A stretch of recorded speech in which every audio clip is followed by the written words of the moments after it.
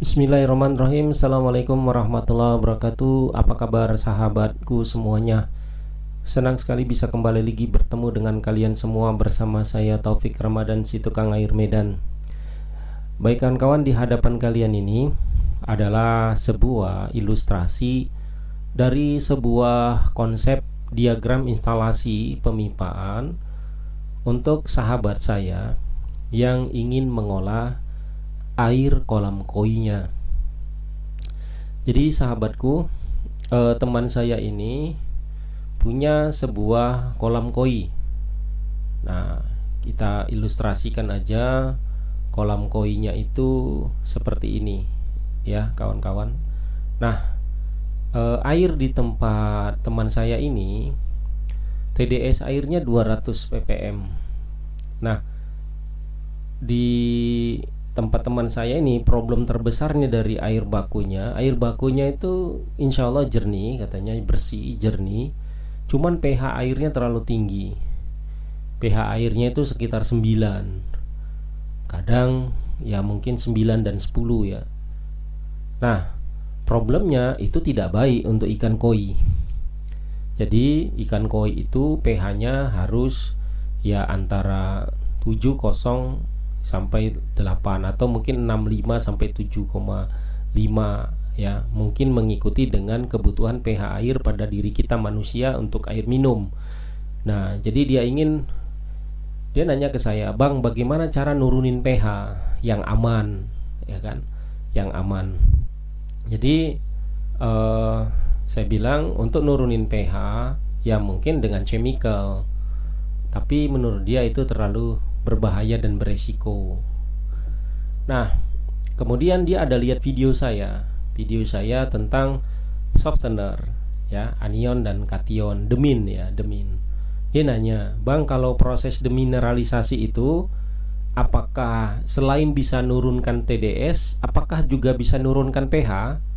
Lalu saya katakan kepada dia, proses demineralisasi itu memang selain menurunkan TDS, cara tidak langsung pH juga ikut turun. Wah, kalau pH turun pas dong bang, ini sesuai dengan keinginan saya.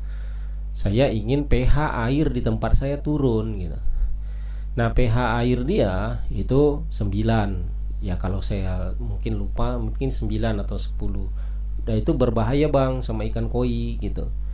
Jadi saya mau pH-nya itu ya sekitar 65, 75 ya, atau mungkin 7,5 atau 8 lah gitu ya. Jadi saya bilang, "Oh, kalau misalnya pakai demin ya itu pasti turun karena kaidahnya setiap TDS air yang turun biasanya pH ikut turun." Ini ini ya dalam konteks atau dalam satu sisi menurunkan TDS air ya, bukan artinya bawaannya. Kalau misalnya di air pegunungan tuh kan TDS-nya rendah kan. Tapi kenapa pH-nya bisa stabil? Karena itu memang faktor kemurnian air itu keluar dari mata airnya memang sudah rendah gitu, dan pH-nya bagus 7 ya, 7,5 gitu ya. Paling jatuh pun air gunung tuh 6,5.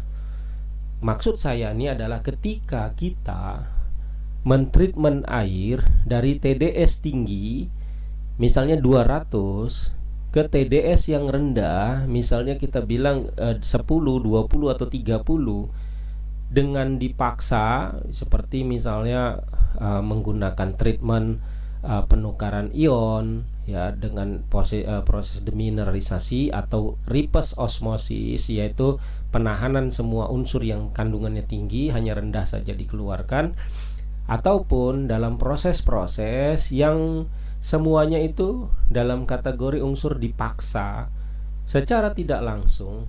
Ketika TDS air turun, maka pH air juga ikut turun. Nah, di sini yang ingin dimanfaatin teman saya ini. Lalu dia menganalisa apakah pakai RO ataukah demin. Lalu saya yang menyarankan, dari dulu tuh saya sarankan dia RO aja. Kenapa? Karena proses RO itu dia resikonya sedikit ya. Selain dia nurunin TDS, pH ikut turun, tapi tanpa chemical, tanpa bahan kimia. ya, tanpa harus kerepotan regenerasi. Ya, memang konsekuensinya adalah kelistrikan. Kelistrikannya besar dan ada air yang dibuang. Itu konsekuensi yang harus diketahui bagi orang yang ingin mengaplikasikan mesin RO. Tapi saya katakan kepadanya resiko dari problem-problem air dari kolamnya terkontaminasi chemical itu kecil gitu. Nah, makanya saya sarankan pakai RO saja.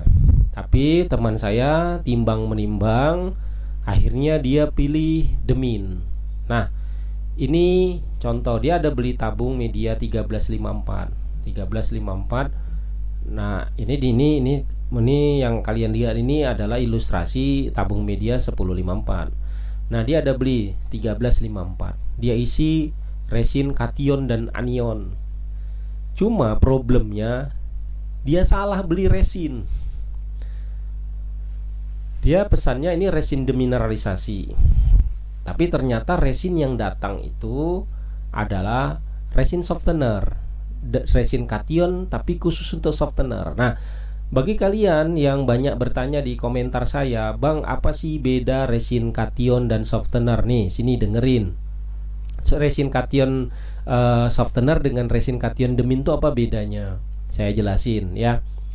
Resin kation softener itu menggunakan tipe dari resin kationnya adalah weak acid atau resin kation asam lemah. Nah, resin kation untuk demineralisasi itu menggunakan resin kation strong acid atau resin kation asam kuat. Dari dua tipe resin ini, maka cara meregenerasinya juga berbeda, kawan-kawan. Meregenerasi resin kation weak acid itu menggunakan garam industri ya, atau garam kimia. Pakai garam yang biasa, Bang, garam dapur boleh nggak? Boleh, tapi mahal. Ya kan? Mahal garam itu. Beli garam kimia. Ya, memang didesain untuk meregenerasi resin kation softener atau weak acid. Nah, untuk meregenerasi resin kation demineralisasi atau strong acid itu menggunakan HCl, ya, hidrogen klorida. Jadi bedakan itu. Nah, kalau kita salah penempatan, Bang, resin softener saya diregenerasi dengan resin softener atau strong weak acid saya diregenerasi dengan HCl, gimana? Nah, habis itu resin kation strong acid atau demineralisasi saya regenerasi dengan garam, gimana? Oke, saya jelasin. Resin kation yang diregenerasi, resin kation softener yang diregenerasi dengan garam, maka dia tidak akan menurunkan TDS, tapi mengaktifkan resin kation itu nanti untuk menangkap kesadahan air atau hardness. Ya, makanya akhirnya dilunakkan. Nah, unsur kandungan zat padat yang bisa ditangkap oleh resin kation ini adalah zat kapur, ya, Ca dan Mg, ya, magnesium dan kalsium. Disitulah ada unsur dia kapur di situ, pasti ketangkep. Tapi dia tidak nurunin TDS, ya. Kemudian resin kation softener yang tadinya harusnya regenerasinya dengan garam dan hanya untuk hardness saja, untuk melunakkan air saja, kita regenerasi dengan HCl, gimana? TDS-nya akan turun. Tapi tidak bertahan lama. Ketika kalian regenerasi itu dengan resin kation demin atau strong acid, resin kation softener yang weak acid itu kalian regenerasi dengan HCl, itu pasti turun. Cuman karena dia bukan resin yang kuat, yang asam kuat, maka yang bisa tahan dengan kandungan asam yang tinggi, maka sebentar aja dia jenuh. Dapat 200-300 liter sudah naik lagi TDS-nya. Nah, di sini problemnya nanti bisa bahaya ke ikan. Ya, terlalu asam airnya juga berbahaya kan ke ikan gitu. Nah, di sini kawan saya, karena dia ingin mendapatkan pH yang rendah, dia regenerasi dengan garam. Nah, ketika regenerasi dengan garam, memang pH ada turun. Dia coba regenerasi dengan HCl mungkin. Ya pH turun, tapi naik lagi. Cepat kali naiknya pH-nya. Dari pH, dia senang. Itu dari pH 9 turun jadi 65 atau 75 misalnya. Dia senang.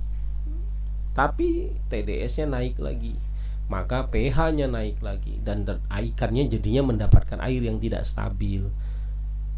Dan yang menjadi ironisnya, dia lama kali ini kayak gini, dia menjalaninya itu capek gitu. Oh, ada satu yang kelupaan saya.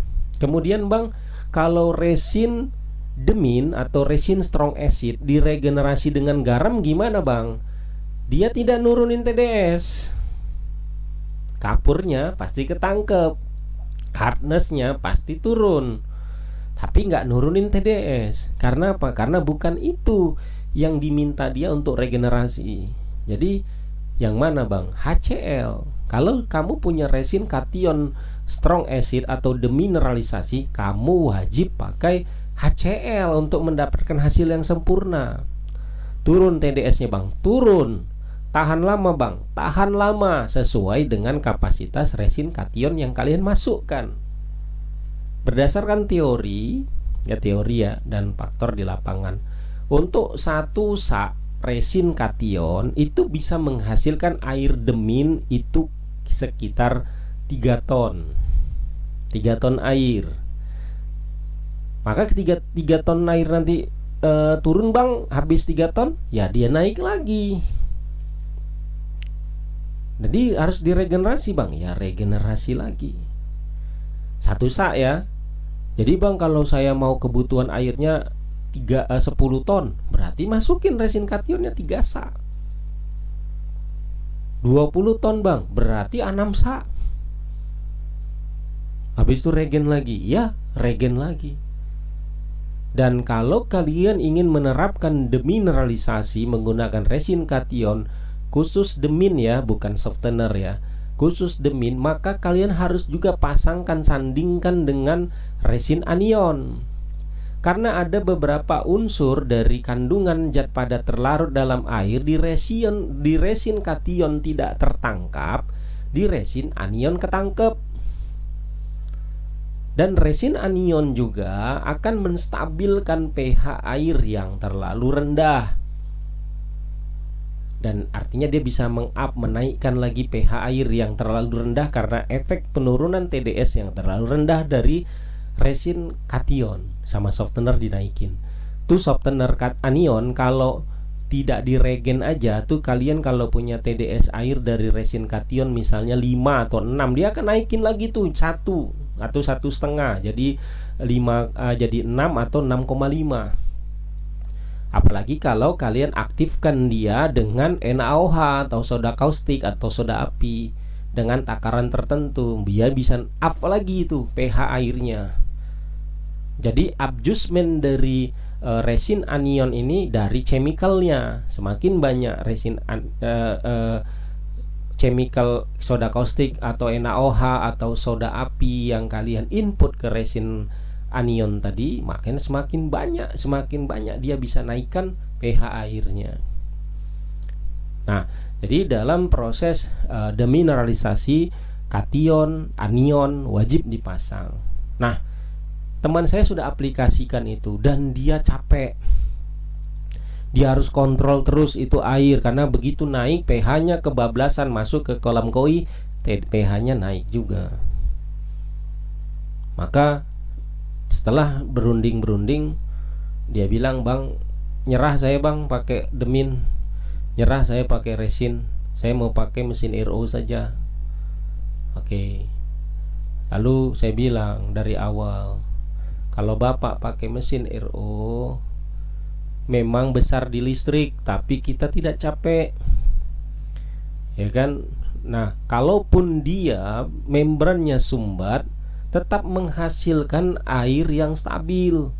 TDS turun, pH turun, tapi stabil, tapi memang produksinya mengecil. Tapi kita nggak capek, kita nggak ada kebablasan di air hasil. Nah, lalu dia bilang, oke bang, saya mau merubah instalasi saya, itu softener saya tidak pakai, atau mungkin saya nonaktifkan, atau bisa digeser kemana gitu. Saya mau pakai mesin RO. Bagaimana bang cara menginstalasi yang baik? Oh iya bang, saya mau beli dari abang, berapa? Karena tempatnya teman saya ini jauh. Dia mikir-mikir, aduh kos biayanya gede ya bang untuk ongkos kirim saja. Bisa nggak abang ajarin saya cara merakitnya? Bisa. Saya bilang, kirimkan diagram instalasi kamu, nanti saya akan coba pelajari. Lalu beliau mengirimkannya. Oke, saya bilang, Pak, saya pelajari. Nah, inilah hasil dari diagram instalasi yang dia berikan. Dan dia mau mesin RO-nya itu diletakkan di lantai 1. Jadi ini kawan-kawan, ini ada dua lantai. Lantai 1, lantai menengah, di lantai 2. Saya nggak tahu nih, karena saya ikutin diagram dia aja. Nah, saya ikutin diagram dia aja. Jadi mungkin ini di antara lantai 1 dengan lantai 2 ada panggung seperti ini. Juga sama untuk mesin RO-nya, juga sama seperti ini, juga ada untuk tangki RO-nya. Dia letakkan di sini. Awalnya kawan-kawan, di tempat mesin RO yang kalian lihat ini, di situ tadi softenernya. Awalnya di situ softenernya dia letakkan. Nah, ini hasil revisi saya. Nah, saya merevisinya dari diagram instalasinya, lalu saya katakan inilah mungkin konsep dari saya yang bisa saya berikan kepada Bapak. Nah, ayo kita simak kawan-kawan konsep diagram instalasi ini. Kalian gunakan nalar dan logika kalian. Mari kita bahas. Saya juga masih amatir kawan-kawan. Kita lihat apakah ini benar apa enggak. Ini versi saya. Oke, kita bahas ya bang, teman-teman semua ya. Dia pakai PDAM, juga mungkin ada air sumur. Nah, tabung FRP 2 buah yang punya dia itu saya akan letakkan sebagai tabung water treatment project awal dari PDAM dia atau air sumur dia. Nah, dia tinggal mencabangkan saja di mana dia ingin letakkan pencabangannya. Ya pastinya sebelum di input dari pompa. Jadi di sini ini nanti di T kan, ya satu untuk ke sumur, menghisap sumur, satu lagi bisa menghisap air PDAM ya. Kemudian dihisap oleh pompa. Nah, resin kation dia dan anion dia, saya sarankan gak usah dibuang, dipasangkan saja. Bang, tapi kan resin kation itu berbahaya bang kalau langsung di air baku. Benar, terlalu berbahaya di air baku. Jadi gimana bang? Nah, tabung resin ya, dia harus lihat mana tabung resin kation, mana anion. Nah, resin kationnya yang mau kita pertahankan. Nah, kalau di dalamnya dia sayang, dia gabungkan aja resin kation sama anion, karena kan satu sak tuh punya beliau. Jadi gabungkan aja dalam satu tabung. Di tabung kedua, di tabung pertamanya diisi oleh bahan-bahan media yang bisa menyaring PDAM, bisa menyaring sumur. Mungkin kombinasi dari beberapa jenis mineral, beberapa jenis media saring. Contoh, ada pasir silika mungkin di situ untuk nahan sedimentasi dari air PDAM. Atau pasir silikanya diganti aja, gak usah pakai pasir silika. Kalau hanya bisa menahan sedimentasi, mungkin kita masukkan di situ zeolit atau ferrolite karena bermanfaat. Selain butirannya keras dan juga bisa nahan sedimentasi, juga pori-porinya kita manfaatin bisa nahan zat besi atau zat kapur dari sumur dia atau dari PDAM-nya. Karena di tempat wilayah dia itu kandungan kapurnya juga tinggi. Nah, kemudian ada air sumur gali atau sumur bor yang akan dia gunakan, ferrolite, zeolit. Ferrolite nangkap besinya, zeolit nangkap kapurnya. Ditambah lagi kombinasi mangan, misal mangan nangkap mangannya. Kemudian karbon aktif. Maka di dalam satu tabung ini bisa jadi ada 4 jenis media. Itu nggak apa-apa bang, nggak apa-apa, nggak masalah. Baru dari tabung media pertama ini airnya sudah jernih, ya kapur sudah bisa ditahan, besi sudah ditahan, mangan mungkin sudah ditahan, Memang berat kerja tabung media yang pertama nih. Baru di tabung media yang kedua distabilkan kadar kesadahan airnya, hardness-nya, ya diturunkan sebagian mungkin unsur-unsurnya, ya dengan tetap meregenerasikan ini. Misalnya karena ini campuran, misalnya resin anion ada kation campuran, udah regen aja dengan garam. Kan ini resin softener, weak acid, regen aja dengan garam, gak usah dengan HCl. Dan mutlak bang harus, ya terserah, tapi tidak menjadi prioritas karena ini hanya sebagai water treatment awal untuk bagaimana finalnya menghasilkan air jernih aja di sini, nggak berubah warna, tidak mengandung kapur yang tinggi sebelum dikirim ke tangki penampungan pertama atau tangki baku RO karena nanti mau diproses oleh mesin RO. Nah, tangki baku pertama ini boleh nanti dioperkan untuk sanitasi, misalnya kamar mandi, WC, siram-siram air taman, rumput-rumput, ya, tanaman. Tabangkan aja di outputnya, yang sebagian lagi nanti masuk ke mesin RO. Jadi saran saya, 2 tabung FRP yang tadinya mau dinonaktifkan sama beliau, pasang aja, tetap dipasang aja, tapi jadikan sebagai treatment awal sebelum masuk ke mesin RO. Oke. Nah, keluaran dari tangki baku setengah jadi ini yang sudah jernih ini, sudah bersih ini, kita operkan kemana? Ini kalau kalian ini pipanya, instalasi pemipaannya itu ke jalur mesin RO. Ini ya, ini diurut ya. Itu jalurnya masuk ke belakang, itu ke input dari mesin RO. Ini dia. Nah, saya sarankan kepada dia, udah rakit mesin RO double sanju aja. Mesin RO double sanju itu kan selain biaya rakitnya murah, listriknya juga masih di kategori hemat, ya kapasitasnya juga masih mencukupi. 2000 GPD dipasang ke sini. Nah, membran 2000 GPD kalau misalnya pakai membran Vontron XLP 4040 Max, ya, itu dapat airnya kawan-kawan 6 liter per menit. Sebenarnya bisa dapat 7, tapi saya bilang aja 6 liter per menit. 6 liter per menit dalam 1 jam itu 360 liter. Berarti 24 jam sekitar 7,4 ton. 7,4 ton itu rasa saya ya sudah cukup untuk kebutuhan koinya dan kebutuhan rumah. Ya benar, satu rumah didistribusikan airnya, hasil RO-nya ke sini itu satu rumah airnya sudah pakai air RO, kan lebih aman. Masa ikan aja yang dikasih kebersihan airnya, masa yang punya ikan nggak dikasih bersih? Berarti menghamba kali kita dengan binatang. Binatangnya istimewa, yang punya binatangnya minumnya air kotor, binatangnya dikasih air bersih. Ya kan nggak mungkin ya, kita lebih mulia dari binatang. Oke. Jadi hasil air RO-nya ya keluar nih, kalian lihat. Nah, ini keluaran air RO itu dengan air limbah itu saya oper ke atas lagi kawan-kawan. Saya oper ke atas. Itu kemana bang? Yang air hasil RO saya simpan ke tangki hasil RO, ya. Itu yang air limbahnya saya buang ke tangki baku kembali. Loh, kok gitu bang? Iya, nanti di sini dikasih overflow. Kalau meluap ini terbuang ke saluran limbah. Nggak apa-apa, air bakunya dibuang kembali ke sini. Karena kan nanti akan masuk air baru di sini. Dari bawah akan mengirim lagi air baru dari PDM atau sumur yang baru. Dan pencampuran ini tidak akan mempengaruhi TDS naiknya tinggi kali, enggak.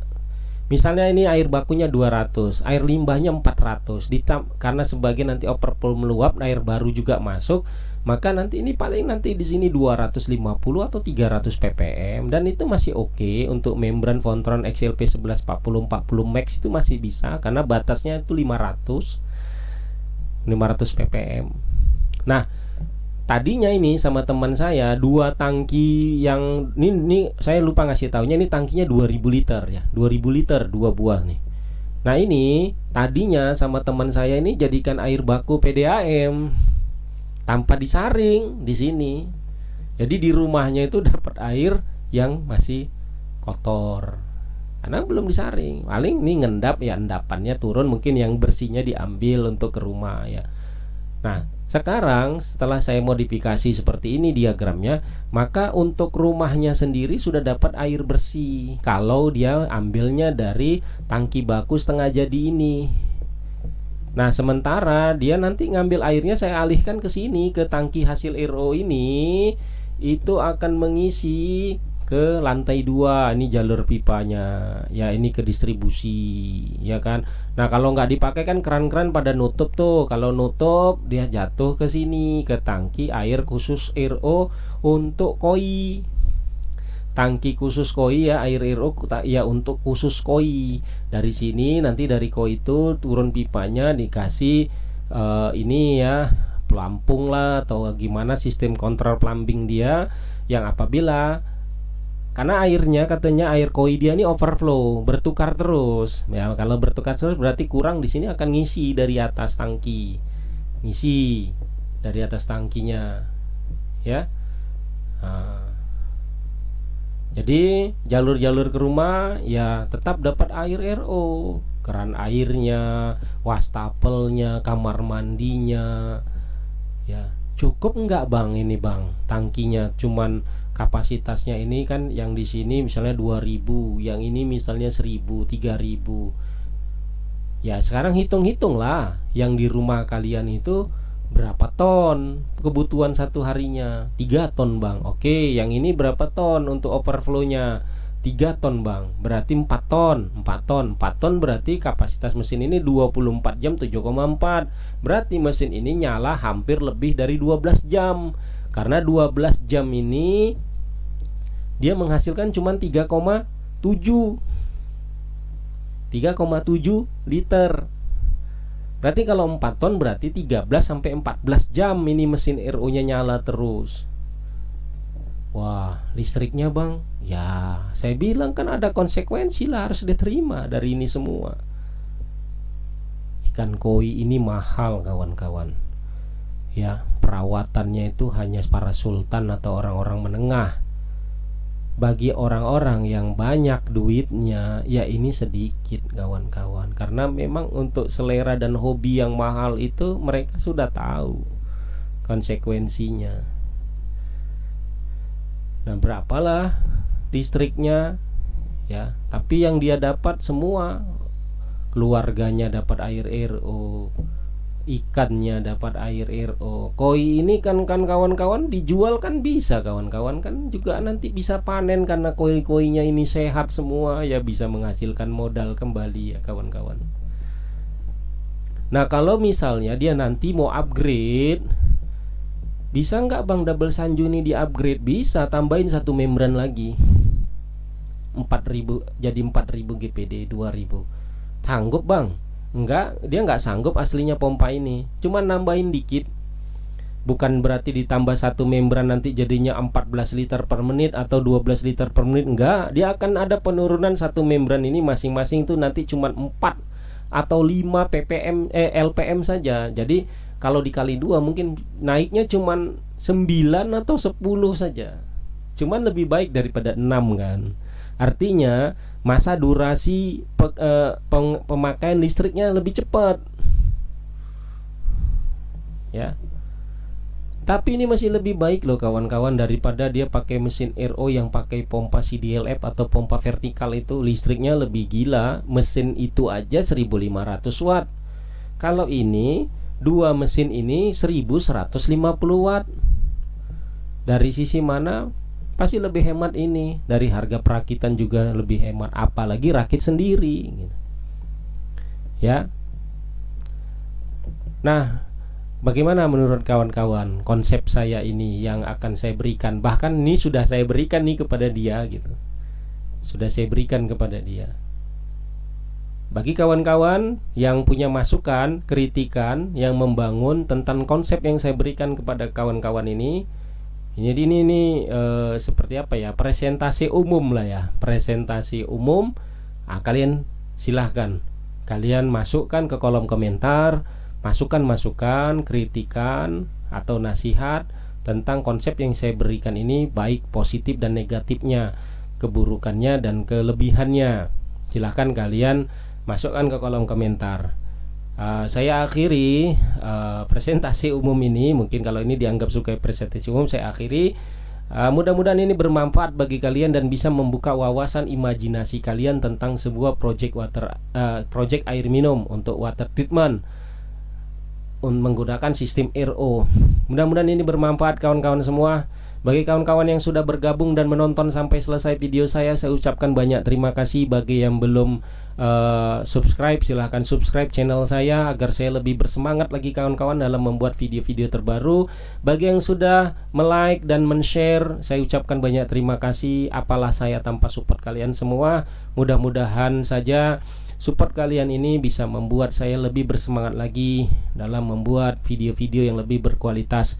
Dan semoga apa yang saya berikan bermanfaat bagi diri saya sendiri dan bagi kalian semua, dan membuat ilmu pengetahuan kita tentang water treatment dan penyaringan air, khususnya air baku, penyaringan air bersih dan air minum di Indonesia ini semakin maju lagi kawan-kawan. Saya Taufik Ramadan, si tukang air Medan, mengucapkan banyak terima kasih. Jazakallahu khairan, barakallahu fiik. Assalamualaikum warahmatullahi wabarakatuh.